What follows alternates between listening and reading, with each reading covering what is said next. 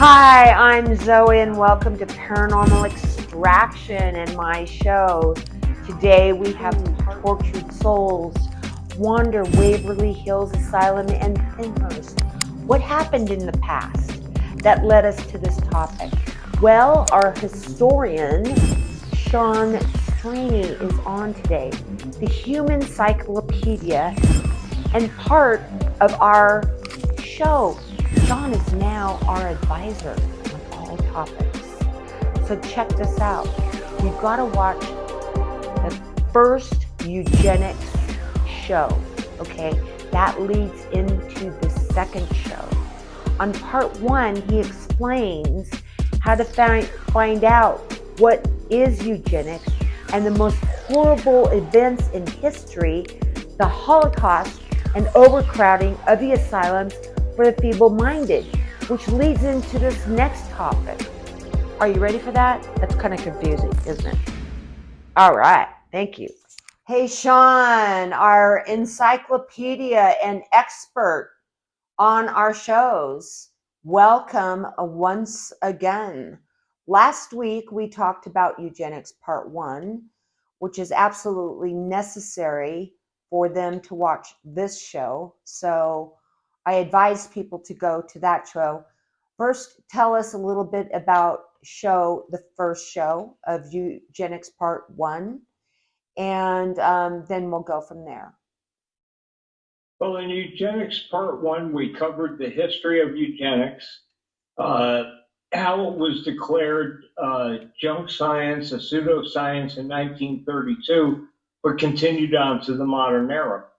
A good example is in California, between 2006 and 2010, 150 California inmates, which were women of minorities, mostly Black women, were, without their knowledge and without their consent, underwent tubal ligations and had active lawsuits against the California penal system. Yeah, because they weren't told that they had these things performed on them. Well, 32 states, of course, we discussed the horrors of how eugenics ended up leading to things like the Holocaust, yes, Pennhurst Asylum, Waverly Hills. Well, 32 states actually openly practiced eugenics until the 1970s, which means that they would involuntarily sterilize people in prisons, people in asylums, whatever.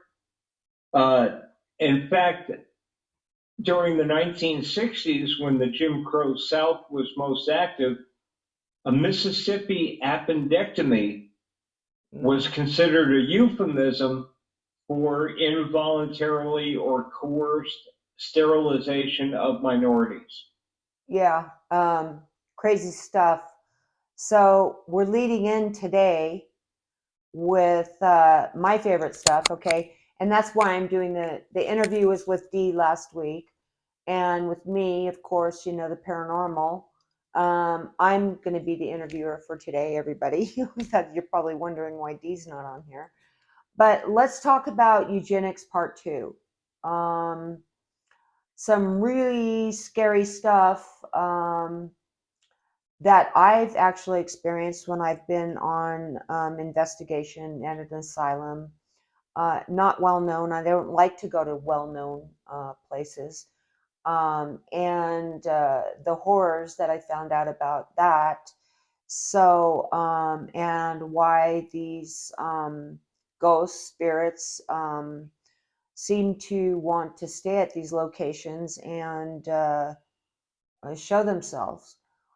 So let's start with that, Sean. Let's get it going. Two of the most haunted locations, and this has been documented by several shows on Travel Channel, other haunted YouTube channels, ghost hunter channels, and that's Waverly Hills in Lexington, Kentucky, Yep. and Pennhurst Asylum just outside of Philadelphia, Pennsylvania.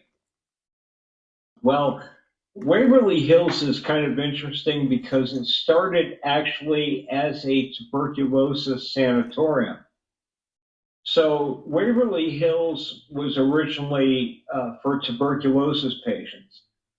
But as they began finding treatments and cures and then eventually a vaccine against tuberculosis, Waverly Hills started losing money. So they opened themselves up as a eugenics asylum. Yeah. What happened was is that people that, especially people that were wealthy and had this quote unquote social image to maintain, Mhm. if they had a child that was defective in any way, any kind of physical or mental birth defect, uh, asylums ended up becoming a dumping ground for these children. Well, yes it did. And through my research, I live in Nevada, but the history of a man in Virginia City that was very prominent. I can't remember his name. And high in society, shipped his daughter off to one of those asylums, the one that I went to investigate. And so I want you to continue on this because it's a very sad, sad subject. They left her there and never even went to go back to get her body. So let's move on with that. I just wanted to kind of put in that little footnote uh, because I really have a lot of compassion for these people and what they went through, and it's absolutely horrifying, Sean. Well, So unfortunately, we didn't have the understanding that we do today about genetic diseases that cause mental handicaps, such as Mongolism, uh, having that extra chromosome that kind of disrupts the body and things like that. So with eugenics wanting to have but wait, um, Sean, it wasn't not just that. It was for depression. Okay, this woman had just depression. All right, or oh yeah, maybe for people that just spoke slowly, or in the 1930s, 1940s, uh, somebody just had to be a little bit slow intellectually, yeah, or people had to suffer from emotional disorders, yes, depression, anxiety. yep, Well, wealthy families would just yeah, throw their hands up and dump these kids into these uh, eugenics yeah. facilities. They did not want anything to do with them, and it's so sad. Their own child, just because of their image, the image that they wanted to portray in their bloodline. It's sickening. It's disgusting. So I know that they did this at Waverly and Pennhurst. Explain a little bit more about that. Well, Pennhurst actually started as the Pennhurst School for the Feeble-Minded. And what they considered their mission statement or their role was to provide a board and care facility. That means they actually worked on site, and they would try to educate them in what they could learn with the goal of them eventually being self sufficient. And the original goal of Pennhurst was actually a pretty noble goal, but it quickly deteriorated after World War II because in the 1940s, 1950s, suddenly everybody was dumping their mentally slow, mentally handicapped, or physically handicapped kids into Pennhurst. Hmm. Pennhurst continued from basically a one building boarding, dormitory and school to where it expanded into an absolutely huge facility. Yes, yes. And then, so what happened, John? There's no staffing. Well, that was one of the definite problems. So in both Waverly Hills and Pennhurst, as these asylums became dumping grounds for children that were considered quote unquote defective by eugenics standards, uh, they could not keep up with hiring staff. So a lot of times in these facilities, there would be a very low staff to patient ratio. Now, Yeah, typically there's in a the mental number. health, Give me the yeah, number on that. The number on typ- it, because that blows my mind. This, typically in the mental health industry, the ideal staff to patient ratio is approximately one staff member for every five mental health patients, correct. What was it there? approximately. What was it there? By the time Pennhurst was at its lowest point, it was approximately one staff member per 150 residents. Yeah, I'm sorry, everyone out there, but this really disgusts me. Um, yeah. Um, What, it, what it, ended up happening was Pennhurst became overcrowded with their staff, so did Waverly Hills.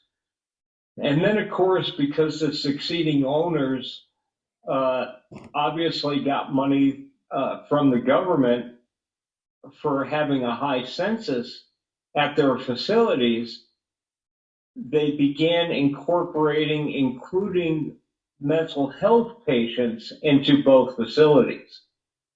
And this actually was something, a phenomenon that started in during the Industrial Revolution in England, where there would be orphanages for homeless children, yeah. and then they would expand that Hmm. orphanage and divide it between being an orphanage and a mental health facility. But even though the dormitories were divided, common areas were Yes. shared by both, Yeah. such as recreation facilities, dining facilities, etc.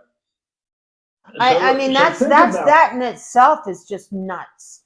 I mean, oh, think about, you want to think, go nuts. If you, let's just say you're in there, right? Okay, so you're in there and you're there for being, a lost child or whatever you just said.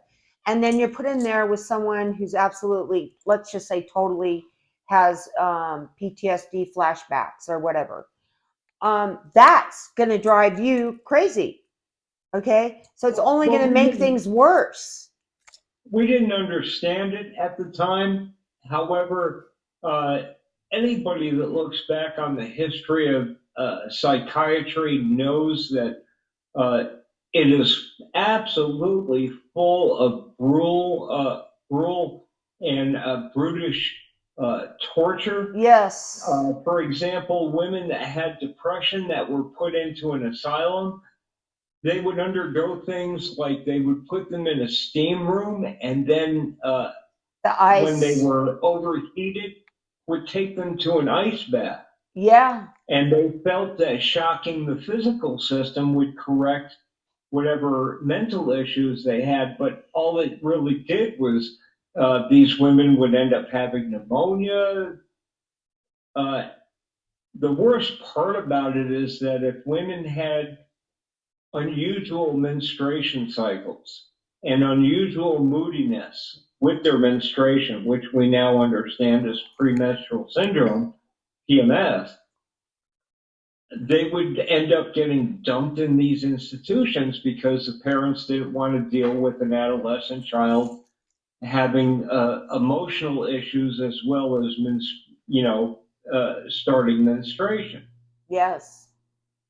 So they would get dumped in these institutions as well. Oh, well, she's crazy, or, whatever else the thing was.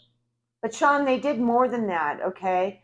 They had those boxes. They would put them in these boxes with just their head out, okay? Chain them to their That was beds. that was usually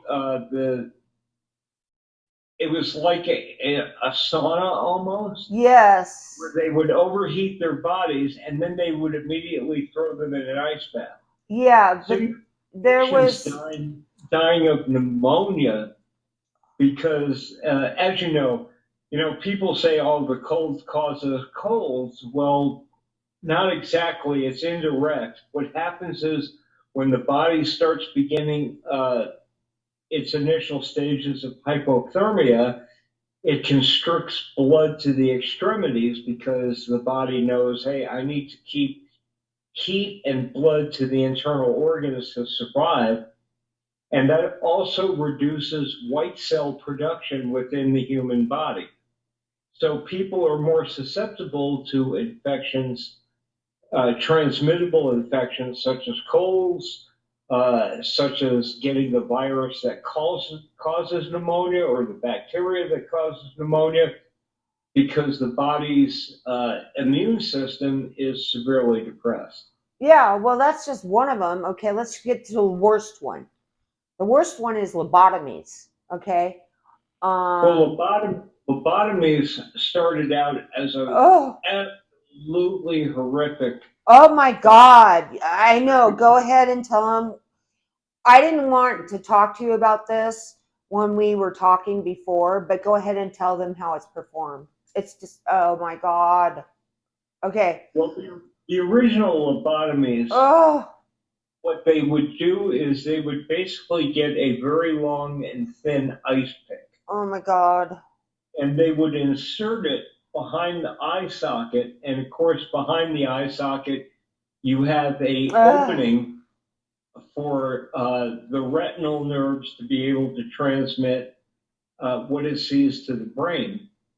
They would go up into the eye socket with this very thin ice pick in the corner of the eye, get under the eyeball in the eye socket, and then tap it into the frontal cortex, Oh my God, Sean. which would basically scramble their brain. Yeah. And that's what the prefrontal lobotomies originally started out Well, as. yeah, and this guy was like famous. He was Well, huge. I mean, this was everybody, papers very are written because, on him that, he was such, so successful and um well, this for violent schizophrenics, scrambling the front of the brain would get rid of that aggression, but it would also basically make them like zombies. yeah, it did. I mean, all you have to The, do is watch One Flew Over the Cuckoo's Nest. That's an old movie, okay, with Jack Nicholson. Amazing movie. But there's a it was scene in based on that Ken with that Kesey's lobotomy novel. that just is horrifying. Well, it was based on Ken Kesey's novel, and what Ken Kesey did was he pretended to be crazy and actually had himself committed to an asylum because he wanted to investigate what really happened in mental asylums. Yeah, And that's when he wrote One Flew Over the Cuckoo's Nest. yeah, yeah, Uh, which was very enlightening, very if you sad. want to, if you want to see something that's a little more uh, scientific rather than interpretive, Sure. and I hate supporting Scientology. I think No, I'm not going to go but there. Let's not go into Scientology because I'm very, very adamant and aggressive about my opinion. well, there is one video that's very, very good, and it's produced by the Citizens Commission on Human Rights. And they actually discuss the history of psychiatry, and they interview psychiatrists about medications, and they say, well, the medications treat symptoms, but we've never actually ever cured anything through lobotomies, through shock treatment, through anything. Mm-hmm. So it's just kind of, and they show fact-based footage.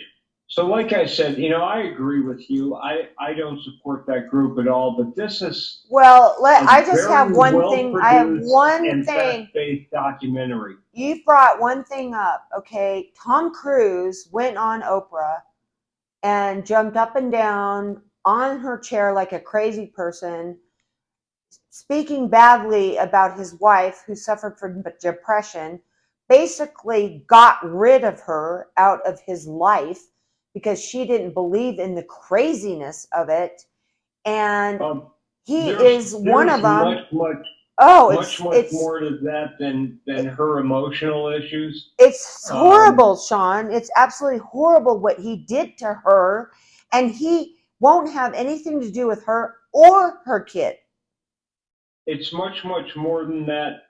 All right, we'll do a show. If you've ever seen the South Park episode on Scientology, uh, basically Tom Cruise and John Travolta go into this closet and they refuse to come out. And that's because, and this is documented evidence, when both John Travolta and Tom Cruise originally underwent Scientology auditing, it turns out they're both actually closet homosexuals. What? Oh my God. I mean, the stuff that they put out on that show, and then The Simpsons, and they have all this, conspiracy around all that. Well, anyways, it's very well documented. And the funny thing is that Scientology spends a fortune trying to get John Travolta, because homosexuality is a no-no in Scientology. They spend a fortune trying to get Tom Cruise an appropriate wife, and it never works out because Tom Cruise isn't interested in women. Interesting. I didn't know that. Okay, so getting back onto subject, let's talk about Pennhurst. Okay. We discussed the horrors. Let's go with Pennhurst here. Well, and definitely Pennhurst is the most publicly known, and I'll explain why shortly. But all the asylums, when they had staff shortages, they lowered their hiring standards. So one of the problems that Waverly Hills and Pennhurst both had is they would be hiring these orderlies and wouldn't be doing proper background checks. So both facilities would end up having orderlies that were not right upstairs themselves. They would be sadistic, they would be cruel, they would be rapists. There's actually quite a bit of history that rapes went on at Pennhurst mostly. Mm-hmm. And these orderlies figured, well, these people are mentally ill, so who's going to believe them if I rape them and they say it happened? Exactly. So Pennhurst, there's several well-noted ghosts at Pennhurst, because these are all tortured souls that can't let go of their past. Well, yeah, and let's not forget about a lot of them were chained in their beds in feces and filth, and not staff to patient ratios. Yeah, and not staff to patient ratios declined.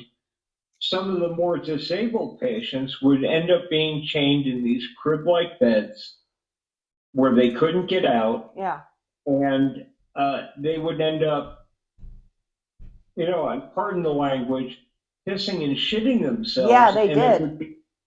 It would be hours, maybe even a day or two before a staff could attend to their needs.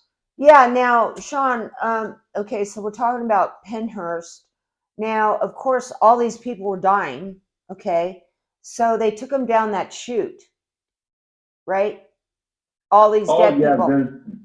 The famous tunnel in Pennhurst. Yeah. And what it was is when a patient died, they didn't want to expose it to other patients. So they would go down this tunnel to another building, which was the morgue.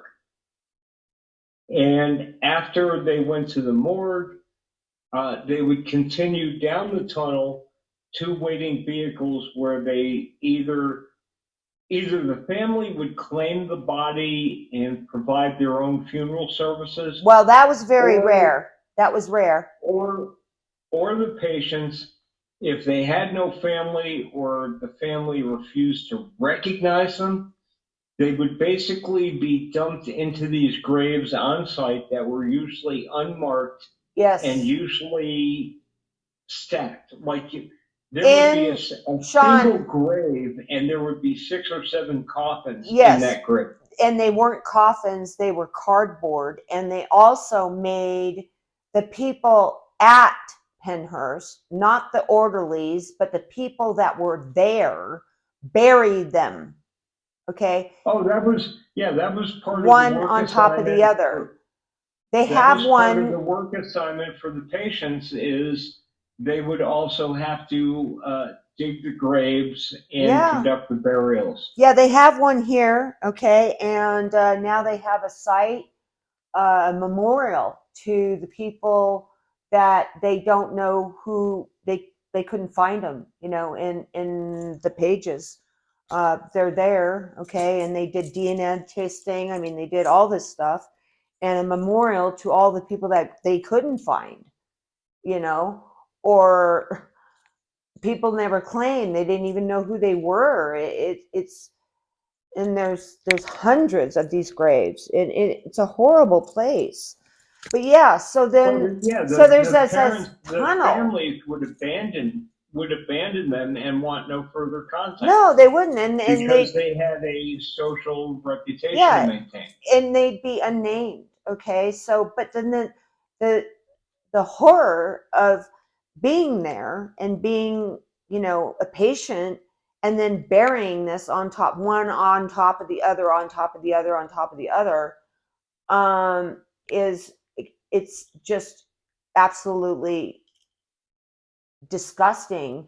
Now I know down that area where they took them down in that tunnel, is where most of the activity comes from, isn't I'm correct? And then there's a room There, there. there is a lot of activity in the tunnels, but one of the more famous ghosts of Pennhurst, uh, and they don't have a name for him, but he was basically an orderly that worked at Pennhurst for approximately 7 years, and he was well known to torture patients, to be a rapist, and Pennhurst covered this up because they didn't want family members finding out. And it's estimated that he's responsible for at least 50 manslaughters against patients. And he still inhabits Pennhurst. And from several of the shows that have included him, apparently his soul is still very twisted and evil and stays on the grounds basically looking for other souls to torture. Yeah, I absolutely believe that, only because of well, our experience and what we've been going through to try to get the show on. The effects that this thing definitely wants to come through, or whatever it is. Now there's a room there too, right? Well, this one orderly apparently inhabits one of the lower boiler rooms or one of the lower maintenance rooms, and he's even scared the likes of Taps, where they made contact with him and that's it, we're done. Yep. Uh, Now there's a lot of other, and this is something that happens in a lot of mental health industry, even outside of eugenics.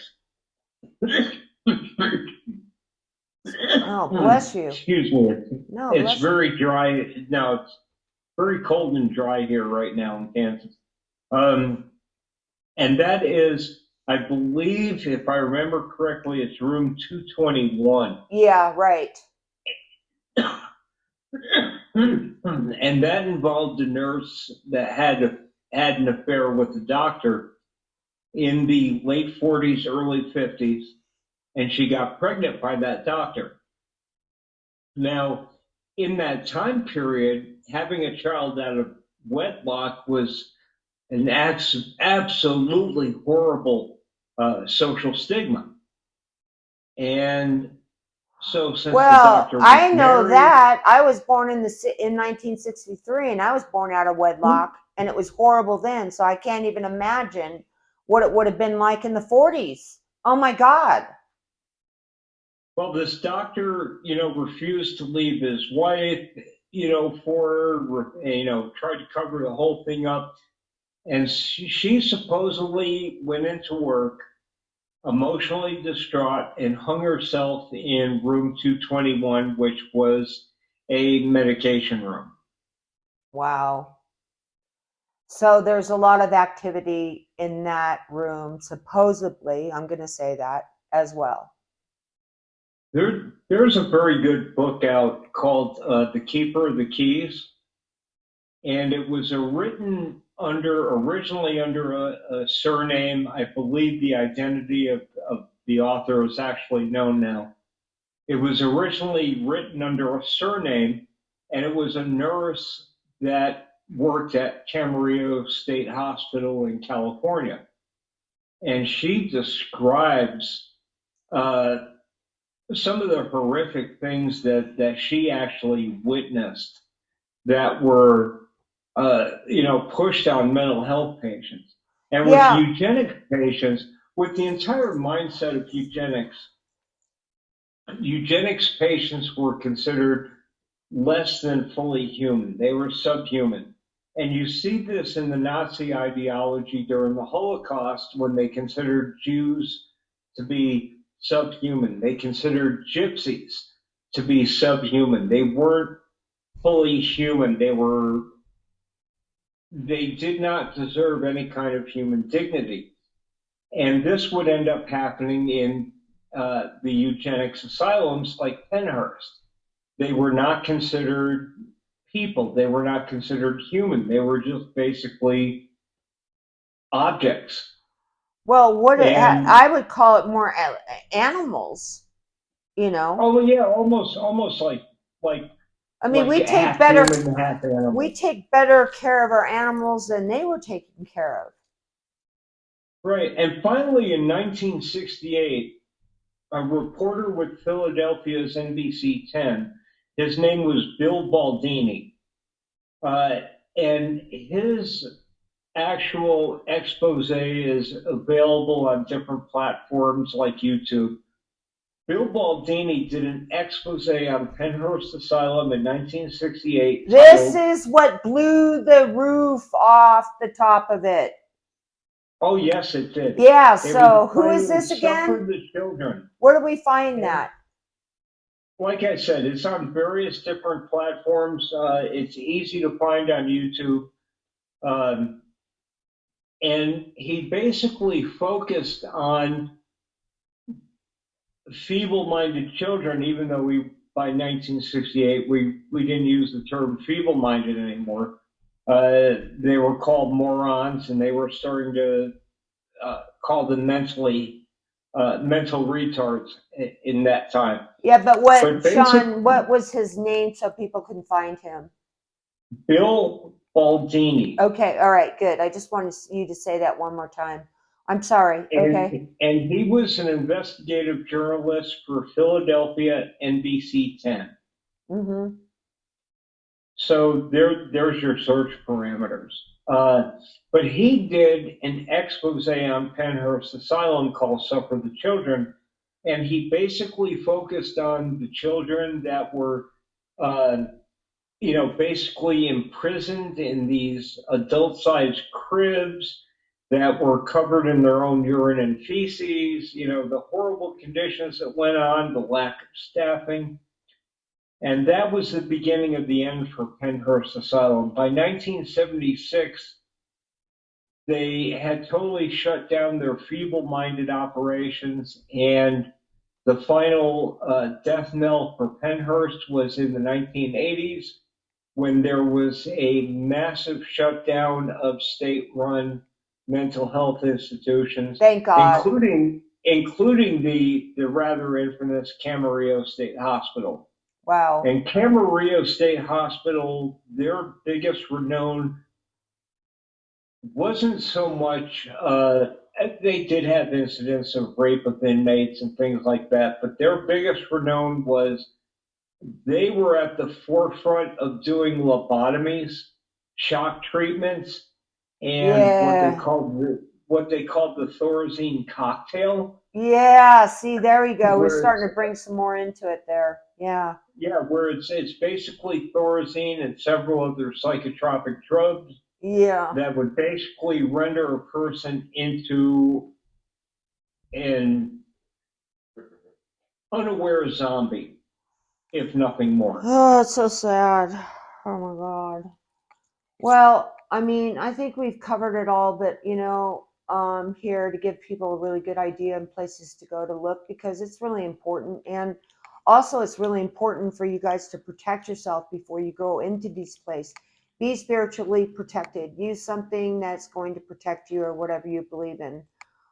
Sean, this has been such a great interview, and you're Well, like I said, up to 32 states openly practiced eugenics and had eugenics asylums until the 1970s. So if anybody is actually interested in trying to find these locations, you can do a haunted in your state search. There's a lot of websites dedicated to that. Yeah, there's one Um, right here, right, like 4 miles away. Oh my God.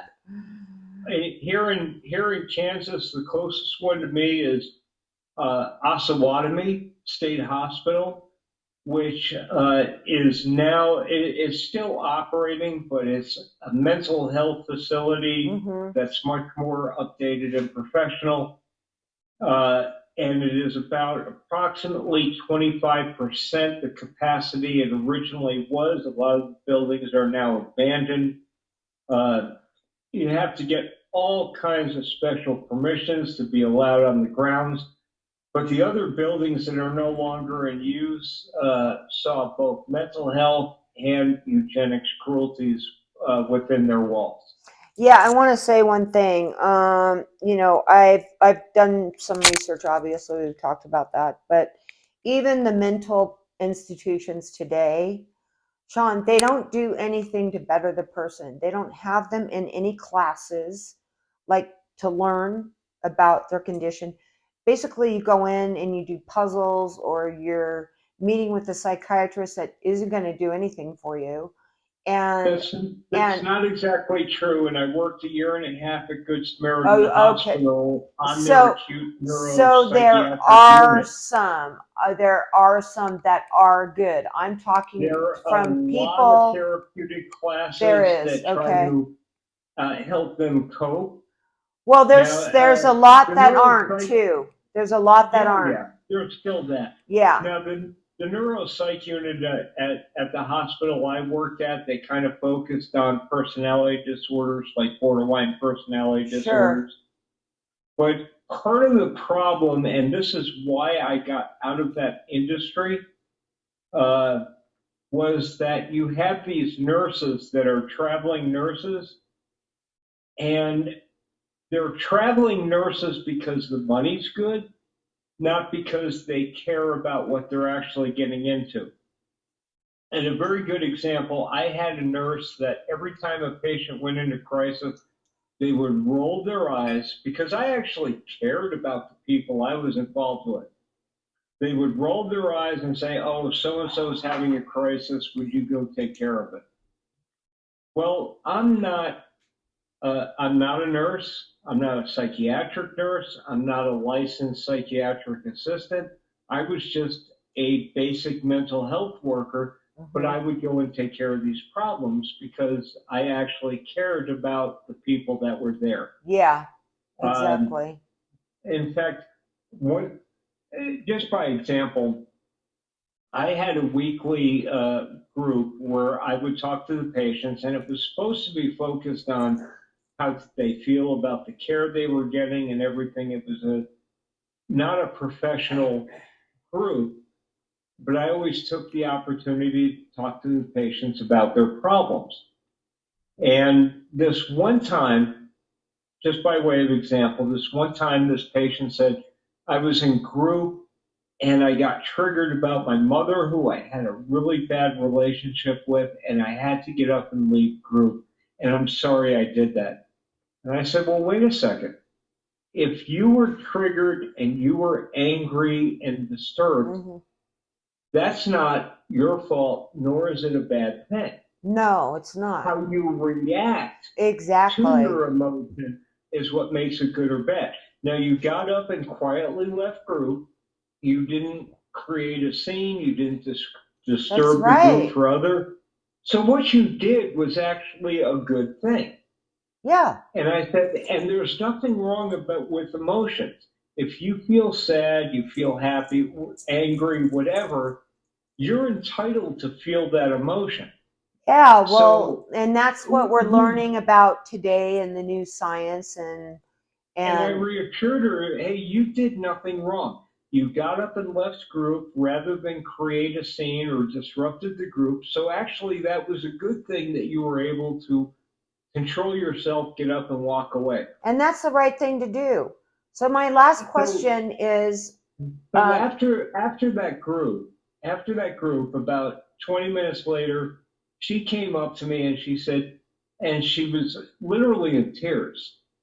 And she goes, you know, I get more from your weekly group than I do in my entire stay at the hospital. Well, God bless you. And it's because, you know, there are a lot of good people in the industry that have that genuine compassion, yes, that genuine caring. But you have that minority that's in it for the money. They don't give a crap. Yes. Whatever. Yeah, very good, Sean. And I want to thank you for being that kind of person in that environment. But we're going to have to close the show up. I have one last question. In your opinion, do you think Pennhurst and Waverly are haunted? Just very. We can't get into a 5-minute discussion because we have one more minute. Right. I honestly do, based on evidence I've actually seen on various paranormal shows. And because of just because of the cruelty that went on there, and when a person is tortured in life, they can't let go in death. They have to keep reliving it. Right, that's your opinion. That is also my opinion. And so, yes, I believe that they are haunted as well. So, if you want to visit, take your protection, and let's thank Sean Straney, our on-board historian, to tell the truth about a lot of different topics. I hope you enjoyed the show today. We could talk and go on and on and on about this. But Sean, I want to say thank you. And this was absolutely fantastic. So well, thank you for having me. I always enjoy being on your show. I know, it's always a blast. It's a blast. And I always enjoy the ability to be able to share factual information with different people that are interested in these topics. Yeah, factual, which is great. We're not just talking about some gibberish here, okay? So everyone, thank you for watching. And we'll have Sean on again, since he's part of Paranormal Extraction now as our historian. Thank you, Sean. Thank you very much. Have a wonderful day, everybody, and I hope you got something out of this. Thank you. Me too.